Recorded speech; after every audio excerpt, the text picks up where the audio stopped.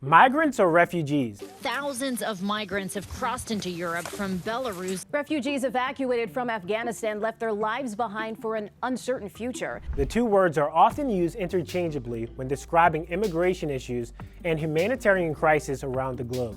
Are they the same, or do they have two distinctly different meanings? Let's get this straight.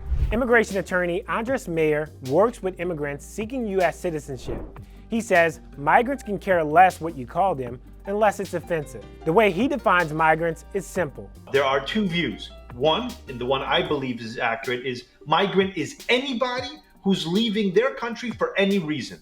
The other view looks at migrants are those that are leaving for financial reasons, for a better life. That can be for education or job opportunities. One example is within the horse racing industry. He's a handsome dude. Many breeders, groomsmen, and trainers get temporary work visas to come into the U.S. for seasonal work.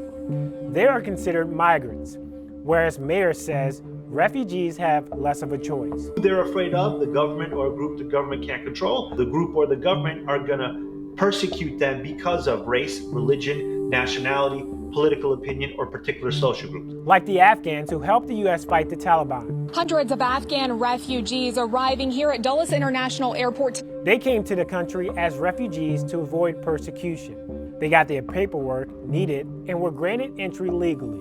But most refugees don't have that luxury.